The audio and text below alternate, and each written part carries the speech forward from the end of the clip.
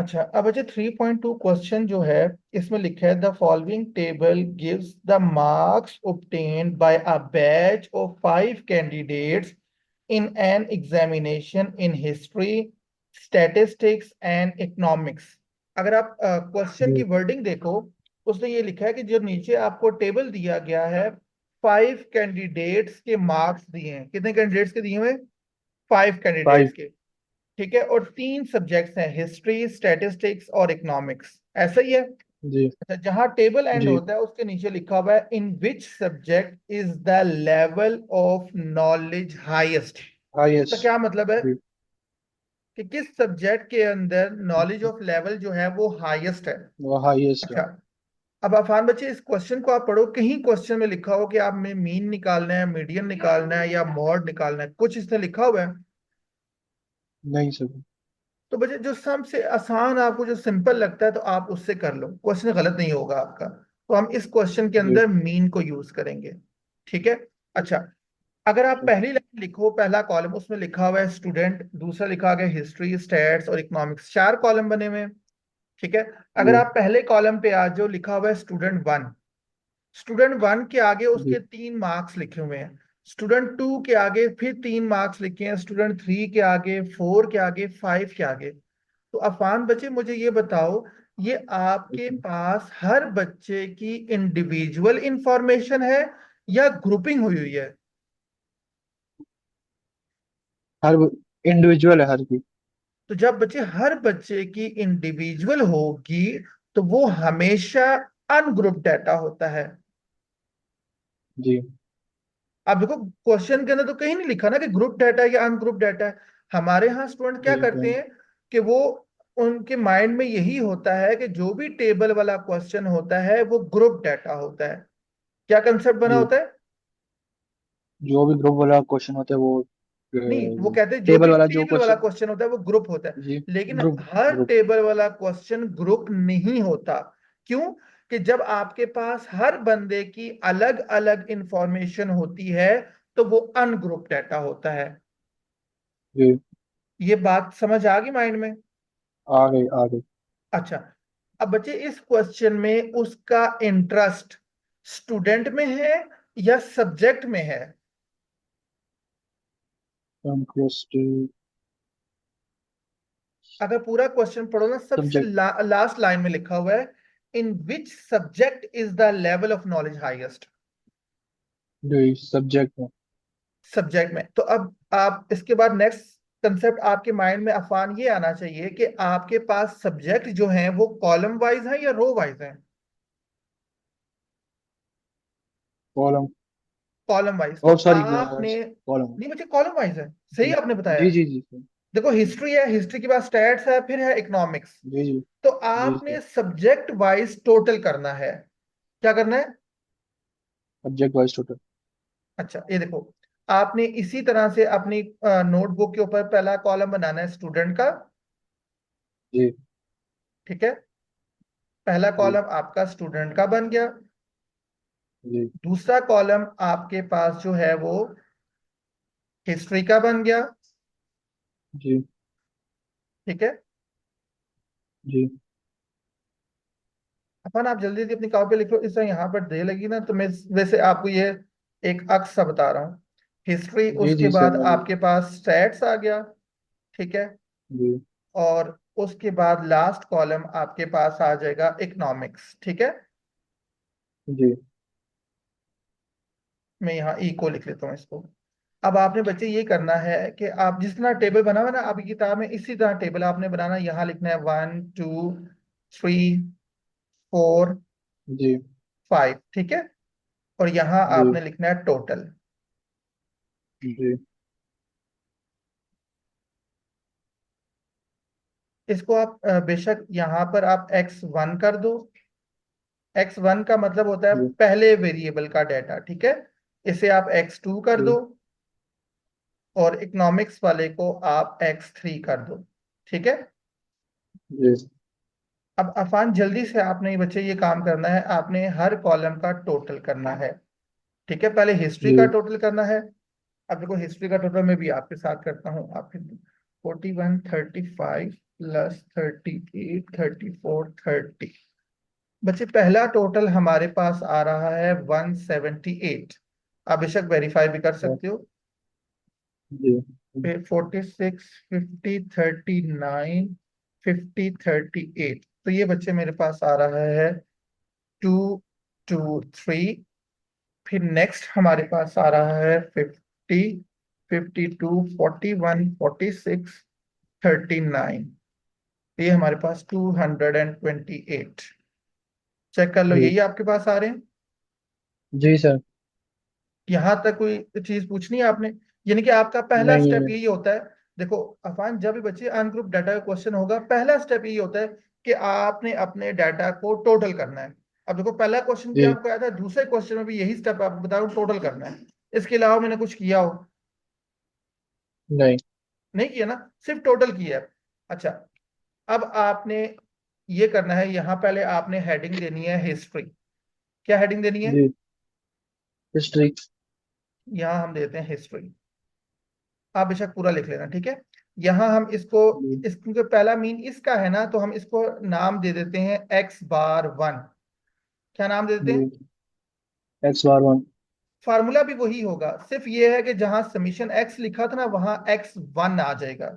यानी कि x1 का जी। Total divided by n। ठीक है। अब अफान, जी। हिस्ट्री का टोटल क्या आया था? आई थिंक 178 आया था। 178। 178। अब आपने 178 डिवाइडेड बाय 5, क्यों? n हमारे पास टोटल नंबर ऑफ वैल्यूज, तो हिस्ट्री की 5 ही जी। वैल्यूज है ना। जी। तो 5 पे डिवाइड करके जो आंसर आता है वो आपने लिखना है thirty five G. Point six 35.6। इसी तरह से बच्चे फिर आपने हेडिंग देनी है स्टैटिस्टिक्स की। जी।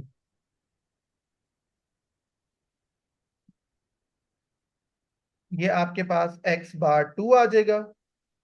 ठीक है। जी। और यहां हमारे पास होगा summation x2 over n divided is by equal to n। ठीक है। अब टू स्टैट्स का ट्वेंटी टोटल थ्री कितना ओवर था? फाइव 223। 223 ओवर ठीक है, 223/5। 44.6 आंसर बन रहा है इसमें। ठीक है, 44.6। इसी तरह से बच्चे आप तीसरे का भी निकालो, ताकि आपका टाइम सेव हो जाएगा। जी। x⁻3 is equal to summation x3 n equal to 228 over 5 is equal to 45 over 45.6। अच्छा, अब देखो अफान, नेक्स्ट स्टेप आपका क्या है? अब बच्चे नेक्स्ट स्टेप ये है, अब आपने तीन मीन निकाले हैं, हिस्ट्री, स्टैट्स और इकोनॉमिक्स। तीन मीन आपने निकाला है। जी। अब आपने, जी। उसने ये लिखा था in which subject is the level of knowledge highest. तो आपका माइंड सेट क्या कहता है कि कौन सा सब्जेक्ट में हाईएस्ट होगा? तो डेफिनेटली जिसका मीन ज्यादा होगा तो उसमें उसका नॉलेज ज्यादा होगा, या जिसमें कम होता है जी। उसमें ज्यादा होता है? जिसमें ज्यादा तो अब मीन किसका ज्यादा है? इकोनॉमिक्स का। तो आपने नीचे लाइन लिखनी है, इन इकोनॉमिक्स, इन जी। Economics the economics knowledge of level is highest. या ये लिख लो, the knowledge of level is highest in economics. Level of knowledge. जी। ठीक है। अब देख लो, इस पूरे जी। क्वेश्चन में कहीं कोई आपको डिफिकल्टी लगी हो, कोई चीज ना नहीं। अंडरस्टैंड हुई हो, आप क्वेश्चन कर लो। जी समझ आ गई। अच्छा, अब अफान देखो, नेक्स्ट बचे जो सवाल है ना, 3.3 A B C। जी। अब है ये इजी क्वेश्चन, लेकिन थोड़े से जी। टेक्निकल हैं। टेक्निकल इस जी। सेंस में है कि बच्चे को जो है ना, वो थ्योरी का क्वेश्चन न्यूमेरिक की फॉर्म में कन्वर्ट करना नहीं आता। क्वेश्चंस जी। इजी हैं, क्वेश्चन में कोई डिफिकल्टी नहीं है इन तीनों क्वेश्चंस में, जो अब अभी नेक्स्ट क्वेश्चन कराने लगा हूं।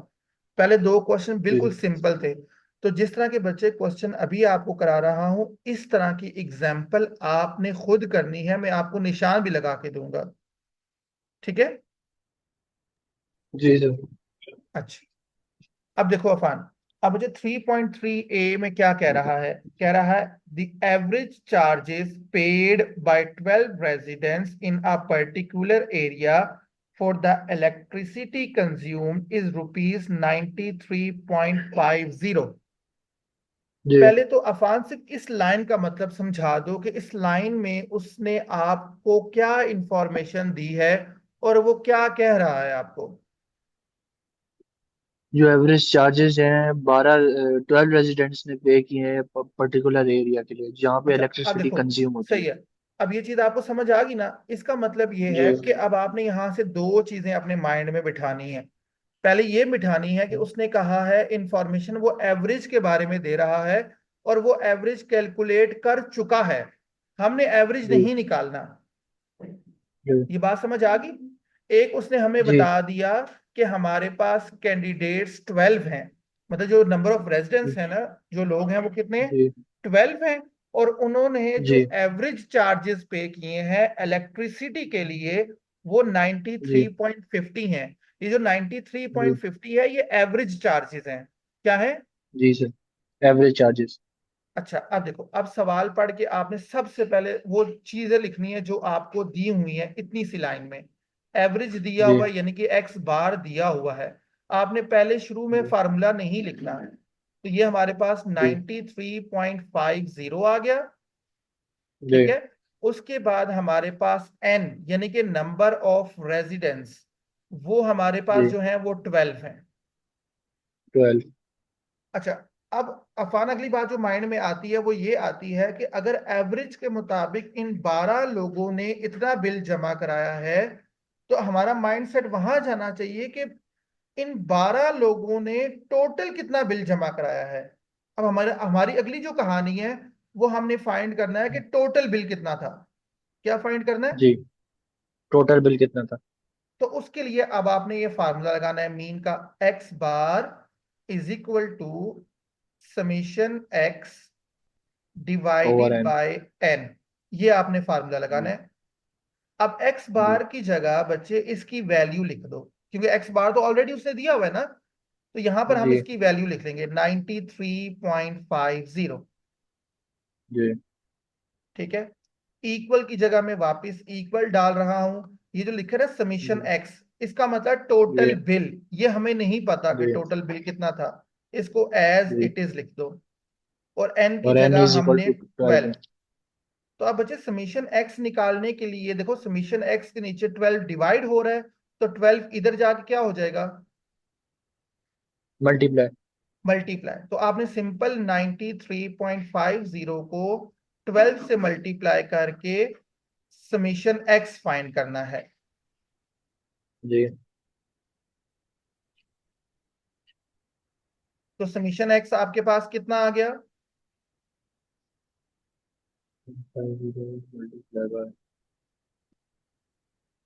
1122। ठीक है। अब यहां हम लिखेंगे समीशन एक्स इक्वल्स टू 1122। ये स्टेप समझ आ गया? अभी हमने देखो सिर्फ ये जी। एक लाइन का काम किया है, इससे आगे हमने सवाल जी। नहीं पढ़ा कि क्वेश्चन जी। में आगे क्या करना है। अब देखो, अब दोबारा जी। बुक पे चले जाओ। बुक पे लिखा हुआ है if 11 of the residents paid ₹110.90 68 95 118 85 78 87 120 82 and 75। अब बच्चे जी। अफान अगली अगली जो उसने लाइन हमें दी हुई है ना, उसने हमें जी। 11 लोगों की इंफॉर्मेशन दी है और 11 लोगों के इंडिविजुअल बिल भी दिए हैं कि पहले बंदे ने इतना बिल दिया, दूसरे ने इतना दिया, तीसरे ने इतना दिया। ये चीज समझ आई? जी। अब क्वेश्चन में पूछना क्या चाह रहा है, वो कह रहा है what amount was paid by the 12th resident, कि जो 12वां बंदा था उसने कितने पैसे पे किए। अच्छा अब अफान ये जो हमने टोटल फाइंड किया है ये टोटल कितने लोगों का है? ये टोटल 12। 12 लोगों का। अब आपका माइंड सेट जाना चाहिए अगले स्टेप पे, वो ये है कि हमने अब सबसे पहले 11 लोगों का टोटल करना है। किसे करना है? जी। 11। अब आपने यहां लिखना है सम ऑफ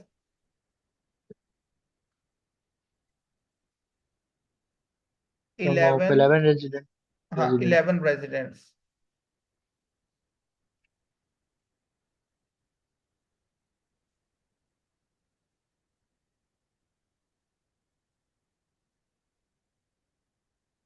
आप सबका टोटल करो। अच्छा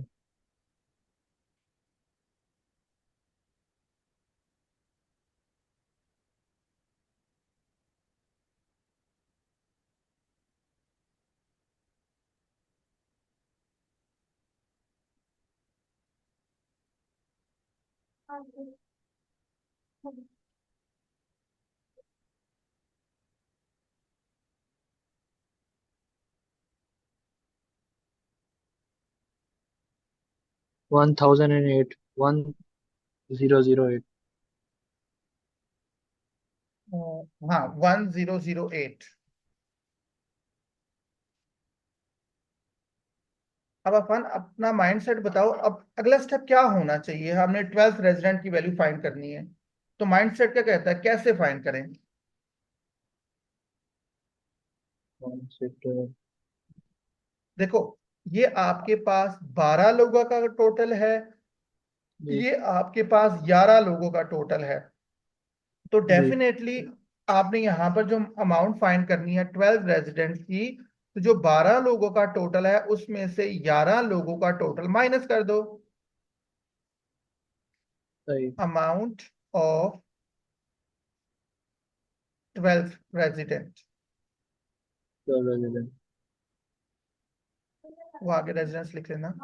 1122 माइनस 1008। 8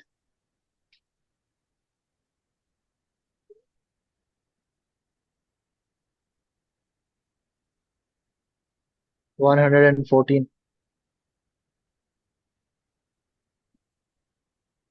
ठीक है, और यही आंसर है।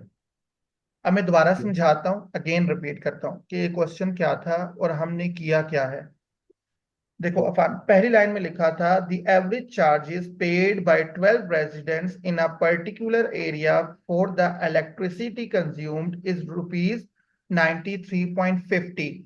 यानी कि उसने कहा था कि हमारे पास 12 रिहायशी लोग हैं और उन्होंने एक मखसूस एरिया में रह रहे हैं, और एवरेज के मुताबिक 93.50 बिल पे किया है। ये जी 93.50 आपके पास एवरेज है। उसने आपको पहली जी लाइन में दो चीजें दी हैं, एक उसने एवरेज दे दी है, एक उसने आपको बता दिया कि आपके पास नंबर ऑफ कैंडिडेट्स कितने हैं। तो हमने भी यही किया, जी हमने पहली लाइन में दो चीजें लिखी, एक हमने लिखा कि एक्स बार क्या है और एक हमने लिखा एन जी क्या है। तो मेरा पहला स्टेप जी ये था कि मैंने सबसे पहले ये देखना है कि 12 लोगों ने टोटल कितना बिल पे किया, ये मेरा पहला स्टेप है। तो उसके जी लिए मैंने फार्मूला यूज किया जो सिंपल एक्स बार का फार्मूला है। X bar is equal to summation x over n. तो एक्स बार की एन जगह हमने उसकी वैल्यू डाल दी, समीशन एक्स जी हमने फाइंड करना है, एन की जगह हमने जी 12 लिख दिया। फिर हमने जी 93.50 को 12 से मल्टीप्लाई किया ताकि हम समीशन एक्स फाइंड कर लें। जी ठीक है, जो कि हमारे पास जी आया है 1122। ठीक है। फिर अगली जी नेक्स्ट लाइन में उस स्टेटमेंट में उसने लिखा कि हमारे पास 11 लोग हैं और 11 लोगों का उसने इंडिविजुअल बिल दे दिया कि पहले बंदे जी ने इतने पैसे दिए, दूसरे ने इतने दिए। फिर हमने ये किया कि हमने उन 11 लोगों की अमाउंट को भी इकट्ठा कर दिया। जी ठीक है, इकट्ठा करने के जी बाद हमारे पास दो टोटल आ गए, एक हमारे पास 12 लोगों का टोटल आया, एक हमारे पास 11 लोगों का टोटल आया। और उसने ये कहा जी था कि जो 12वां आदमी है उसने कितने पैसे पे किए। तो हमने क्या किया कि जो 12 लोगों का टोटल था उसमें से 11 लोगों के टोटल को माइनस कर दिया, तो हमारा आंसर आ गया। जी जी अब देख लो, कोई चीज पूछनी है आप पूछ लो, एनी क्वेश्चन। नहीं समझ आ रही देख लो, कोई भी चीज पूछनी है। नहीं समझ आ रही आर यू श्योर?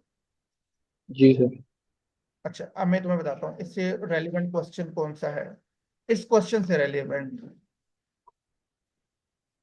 देखो मेरे पढ़ाने का मेथड डिफिकल्ट तो नहीं है, नहीं नहीं सर जी है? नहीं नहीं अच्छा, ये देखो आपके पास पेज नंबर 83 है, और उस पे एग्जाम्पल नंबर जी जो है ना, वो है 3.1 सी। जी 83 3.1 जी अच्छा, उससे ऊपर जो पहली दो है ना, वो बिल्कुल इजी हैं, वो आपने खुद करनी है। सिंपल, अगर करना चाहो तो करो, नहीं करना चाहो तो वो आपकी मर्जी है। अब देखो, अगर आप जी इसको पढ़ो, इसमें लिखा हुआ है द मीन वेज। देखो, अभी हमने जो एक्सरसाइज वाला क्वेश्चन किया, उसमें उसने जो वर्ड लिखा था एवरेज लिखा था, क्या लिखा था? जी एवरेज अब यहां उसने लिखा हुआ है मीन। क्या लिखा हुआ है? Mean G mean. तो मीन भी एवरेज को ही बोलते हैं। उसने बोला the mean ways of 5 employees is rupees 1000। यानी कि हमारे जी पास जो एम्प्लॉयज हैं वो 5 हैं, और उनकी जो जी एवरेज तनख्वाह है वो कितनी है? 1000 है। तो उन्हीं स्टेप पे 1000 करना है जिस स्टेप से मैंने आपको क्वेश्चन कराया है। यानी कि इस तरह से जी पहले स्टेप पे आपने लिखना है कि मीन कितना है। यानी कि पहली लाइन आपकी यही आनी चाहिए कि एक्स बार 1000 है, और आपके पास एन कितना है? 5 है। जी पहली लाइन ऐसी आ जाएगी जी आफान, पहली लाइन ऐसी आ जाएगी ना जी बच्चों? सर जी सर अच्छा, ऐसी आएगी दूसरी लाइन में आपने लिखना है फार्मूला एक्स बार का। जी फार्मूला लिख के आपने समीशन एक्स कैलकुलेट करना है। वो देखो अगले पेज पे उसने सबमिशन है समीशन एक्स फाइंड किया है। उसने लिखा हुआ है जी sum of wages of 5 employees is equal to 5000। 5000 लिखा हुआ है ना? जी अच्छा, अब वापस एग्जांपल पीछे पेज पे जाओ। उसने लिखा हुआ है इफ द जी वेजेस ऑफ 4 एम्प्लॉयज आर। अब आपको 4 एम्प्लॉयज की उसने वेज दे दी है। आगे कह रहे जी find the wage of the 5th employee. बात बस है। जी उसने पूछा find the wage of the 5th employee. ठीक है, तो अब आपके जी पास बच्चे जो 4 एम्प्लॉयज थे, अब आपने क्या करना है? आपने 4 एम्प्लॉयज की वेज का टोटल करना है। क्या करना है? जी टोटल 4 वेज की एम्प्लॉयज की टोटल करने के बाद फिर जिस तरह लास्ट टाइम मैंने यहां लिखी ना अमाउंट ऑफ 12th, यहां फिर आपने लिखना है जी वेज ऑफ 5th एम्प्लॉय। क्या लिखना है? वेज ऑफ 5th एम्प्लॉय तो जो आपके पास 5 एम्प्लॉय का टोटल आया होगा ना 5000, तो 5000 में जी से उसमें से ये 4 एम्प्लॉय का टोटल माइनस कर दोगे, तो आपके पास आंसर जी आ जाएगा जो अगले स्टेप पे हुआ है, अगले पेज जी पे। सही अब देख लो, मैंने आपको एक्सरसाइज वाला क्वेश्चन खुद कराया ना, और आपको एग्जाम्पल करने के जी लिए दिया है। मैंने आपको एग्जाम्पल जी नहीं कराई पहले। तो मेरी ये जी रूटीन होती है, मैं बच्चों को क्लास के अंदर भी ना एक्सरसाइज खुद कराता हूँ, एग्जाम्पल उनसे करवाता हूँ, लेकिन एग्जाम्पल भी समझाता हूँ कि आपने करनी जी कैसे है। आपको कोई डिफिकल्टी महसूस हुई हो? एनी नहीं क्वेश्चन? सर नहीं अच्छा, अब समझ आ एक्सरसाइज गई का अब एक्सरसाइज का 3.3 का बी क्वेश्चन पे आ जाओ, बी पार्ट पे। जी अच्छा, अब इसको पढ़ो। इसमें लिखा हुआ है the mean of 10 numbers is 8। इसका 8 क्या मतलब है? 10 नंबर्स का जो मीन है वो 8 है 8 है। अब इतनी सी लाइन का क्या मतलब हुआ अफान? अब इतनी सी लाइन में आपको उसने क्या चीजें दी हुई हैं? एक आपको मीन दिया हुआ है, और एक जी आपको नंबर्स दिए हुए हैं। अब बताओ जी मीन कितना है और नंबर्स कितने हैं? 10 नंबर्स हैं और 8 मीन है तो अब देखो, पहला उन्हीं स्टेप पे आपने करना है। अब आपने बच्चे सबसे पहले ये करना है कि मीन आपके पास 8 है, जी और नंबर्स आपके पास 10 है। जी ठीक है, अब दूसरी जी लाइन में जैसे हमने पिछले क्वेश्चन में किया था, अब हमने फार्मूला लिखना है x bar equals to summation x जी डिवाइडेड बाय एन। जी ठीक है, अब एक्स बार जी की जगह हम क्या लिखेंगे? 8। जी इसी तरह से यहां लिखेंगे समीशन एक्स, और एन जी की जगह हम लिखेंगे 10।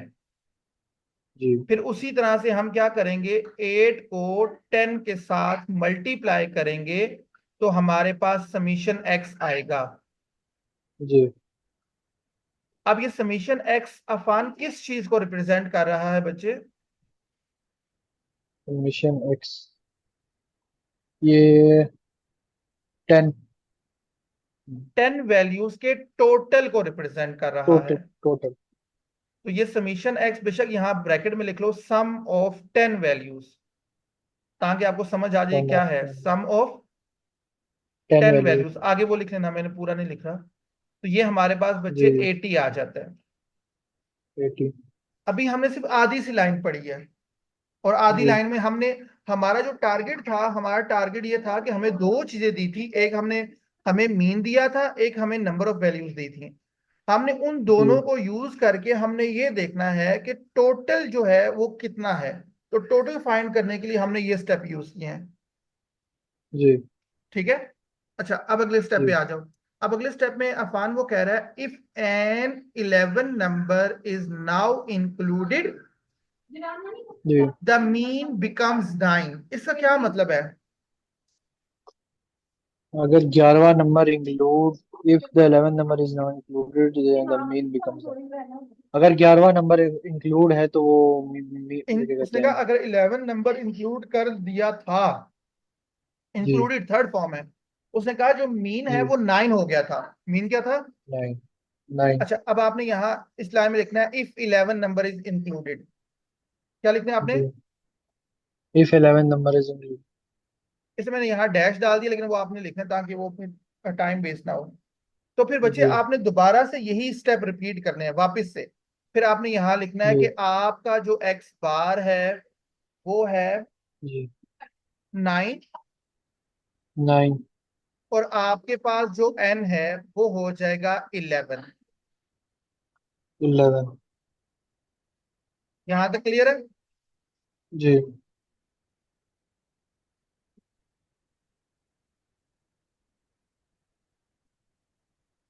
अब आपने इसके बाद अगेन ये फार्मूला लिखना है x bar is equal to summation x divided by N.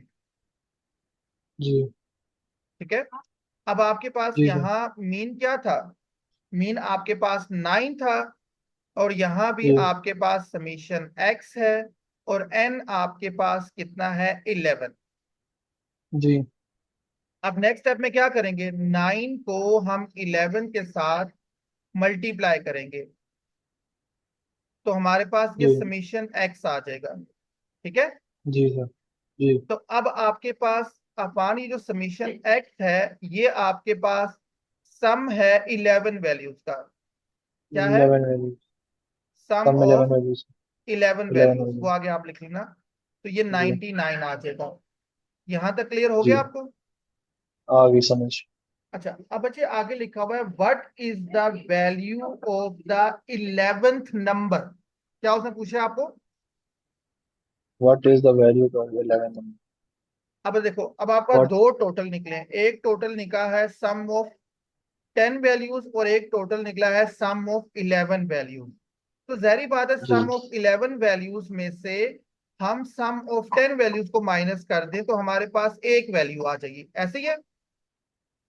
Ji sir. तो अब आपने यहां लिखना है value of 11th number, value of of 11 number. 11th number, वो आगे आप लिख लेना। तो आपने ये करना है कि 99 में से 80 को माइनस कर देना है, जी तो हमारे पास आंसर आ जाएगा 19। जी। जी 19 आ बच्चे, रहा। अब बताओ, ये भी क्वेश्चन खत्म हो गया। अब पहले इन दोनों क्वेश्चन को पढ़ लो, देख लो, कोई चीज अंडरस्टैंड ना हुई हो तो मुझसे पूछो। जी सर देखिए।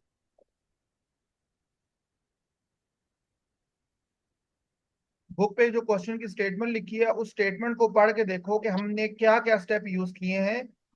जहां से समझना है मुझसे पूछ लो।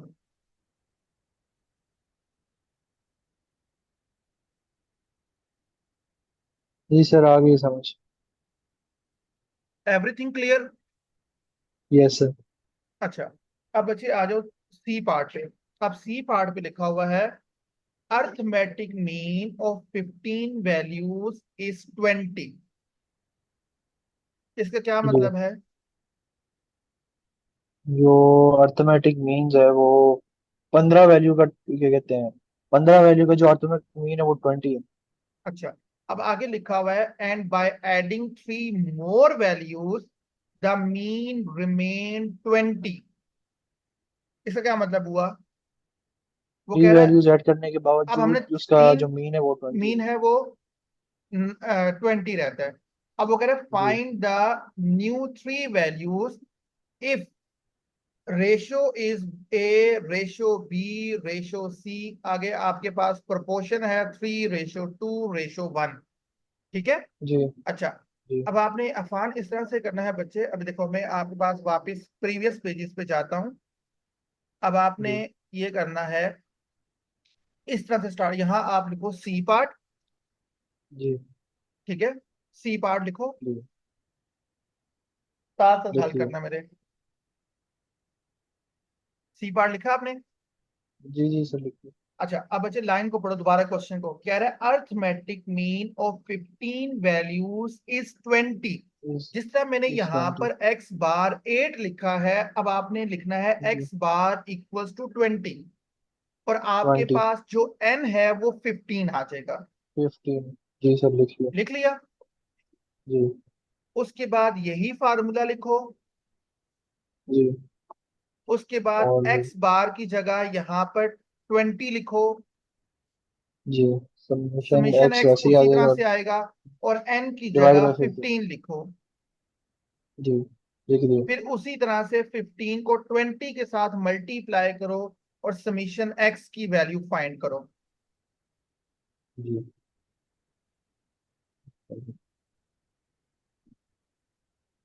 300। 300। तो इसका मतलब है ये आपका सम ऑफ 15 वैल्यूज है। क्या है? जी सम ऑफ 15 वैल्यूज। अच्छा, जिस तरह मैंने ये लाइन डाली है इसकी जगह पर आपने लिखना है if three more if. Values added. क्या लिखना है आपने? जी इफ या ये 3 लिख मोर लो वैल्यूज एडेड। एडिंग, या ये लिख लो एडिंग थ्री मोर वैल्यूज। क्या लिखना है? एडिंग एडिंग 3 मोर वैल्यूज। अच्छा, अब अगेन आपने यहां लिखना है कि एक्स बार, क्योंकि उसने कहा था एक्स बार तो यही रहता है, क्योंकि उसने लिखा है ना द मीन जी रिमेन्स जी 20। इसका मतलब एक्स जी बार आपका 20 है। जी ठीक है। और एन कितना हो जाएगा? एन हमारे पास।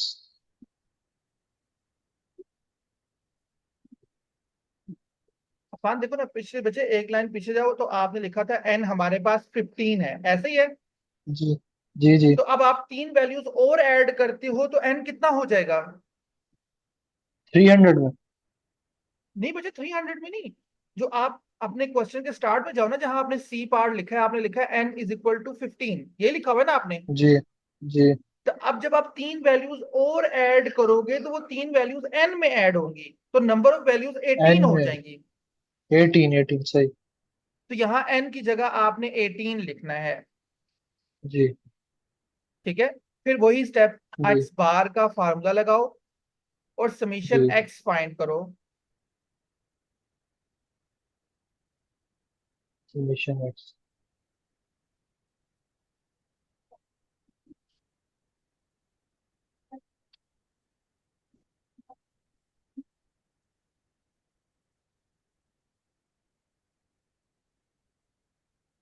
तो ये आपके पास 360 आएगा। जी सर यही आ रहा। अच्छा, समीशन एक्स निकाल दिया। इस बार ये आपके पास है सम ऑफ 18 वैल्यूज। क्या है? Sum of 318 values. Sum of 18 values, 18। जी अच्छा, अब इसके बाद अगली लाइन में आपने लिखना है sum of new three values. क्या लिखना है आपने? Sum of new 3 values. New three values. तो आपने किस तरह से करना है, जो आपके पास 18 वैल्यूज का सम है ना, उसमें से 15 वैल्यूज के सम को माइनस कर दो। जी यानी कि यहां पर आपके पास आएगा 360 minus three three hundred minus 300। जी तो आपके पास 60 आ जाएगा। ऐसा ही है। जी जी सर। यहां तक क्लियर हो गया? कोई चीज पूछनी है? नहीं सर। अच्छा, अब बच्चे इस स्टेप के बाद आप लिखो रेशो। क्या लिखो? रेशो। अब रेशो आपको क्वेश्चन में दी हुई है ना, क्या रेशो दी जी हुई है? आपके पास है 3:2 रेशो 2 रेशो रेशो 1। 1। अब जी। अगले स्टेप में आप लिखो सम ऑफ रेशो। क्या जी। लिखना है? Sum of ratio. Sum of ratio. Ratio का सम आप करोगे तो आपके पास रेशो का सम आएगा 6। 3 + 2 + 1। जी। तो ये आपके पास 6 आ जाएगा। यहां तक बच्चे क्लियर है? जी। कोई ऐसी चीज 6। पूछनी हो? नहीं सर, समझ आ गई सी। अच्छा, अब इसके बाद अगला स्टेप आपका ये होगा, आपने लिखना है वैल्यू ऑफ ए। क्या लिखना है? Value of a. Value of a. अच्छा अफान, आप बुक के अंदर देख के बताओ ए की रेशो क्या है? ए की रेशो। 1। नहीं बच्चे, ए पहले नंबर पे है ना, तो ए की रेशो 3 है। ओ, 3 3 3। 3 को डिवाइड करना है सम ऑफ रेशो पर, और जी। मल्टीप्लाई करना है जो आपके पास रिमेनिंग वैल्यू आई थी 60। जी। तो इस तरह से आपके पास ए की वैल्यू आएगी। जी। आप बेशक 3 को पहले 60 से मल्टीप्लाई करो, जो आंसर आता है उसको 6 पे डिवाइड कर दो, कैलकुलेटर आपको आंसर दे देगा। आंसर 30 आएगा। जी। इस तरह से। बताओ ये समझ आया? जी सर, आ गए 30 फिर आंसर आ इसी तरह से आपने निकालना है वैल्यू ऑफ बी।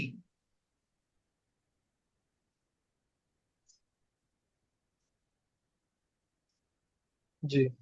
अब बी की आपके पास रेशो क्या है? 2। 2। तो 2 को डिवाइड किस पे करेंगे? 6। ये 6 क्या चीज है अफान? सम ऑफ रेशो। 6 क्या है? Sum of ratio. और सम ऑफ रेशो। मल्टीप्लाई करेंगे 60 के साथ। जी। तो ये आपके पास यस। आएगा 20। 20। इसी तरह से लास्ट स्टेप में आपने लिखना है वैल्यू ऑफ सी। तो सी की रेशो क्या जी। है? 1। तो कैसे करोगे, खुद कर लोगे मैं कराऊं? जी, मैं कर लूंगा। 1/6 × 60, तो सी की वैल्यू क्या आएगी? 60 की वैल्यू 10। 10। अब अफान बस लेस देन 1 मिनट रह गया। आज के लिए जी। इतना ही। तो इंशाल्लाह बाकी कल। और आपने जिस तरह का ये सवाल आपको कराया है, आपके पास जी। पेज नंबर 84 है। एग्जाम्पल थ्री जी। पॉइंट वन ई आपने करनी है। आपने बुक में नहीं देखना बुक में कैसे सॉल्व हुई है, आपने अपने मेथड से करना है, जो मेथड मैंने आपको सिखाया है। जी। देखो आपको होमवर्क के तौर पर जस्ट एग्जाम्पल दिया 3.1 ई। जी। बेशक नोट कर लो, सिर्फ एक एग्जाम्पल करनी है 3.1 ई। इसके अलावा नथिंग एल्स। थ्री पॉइंट जो वन आपको पढ़ाया है अब आपने उसी को रिवाइज करना है। जी, सही है। ठीक है, और कल आपने मुझसे क्वेश्चन पूछने हैं, जो चीज आपको ना समझ आई हो आज इस लेक्चर में। और ये भी रिकॉर्डिंग जैसी जी। मेरे पास आ जाएगी ना, मैं आपको जो है वो फॉरवर्ड कर दूंगा रिकॉर्डिंग। ठीक है। ठीक है। एनी क्वेश्चन, जी। और क्लास के बारे में कुछ नहीं। कहना चाहो, कुछ चीज ना समझ आई हो, या अगर नहीं, समझ सेटिस्फेक्शन आ गई। कुछ भी हो तो कोई भी चीज आप पूछ सकते हो। आ गई समझ।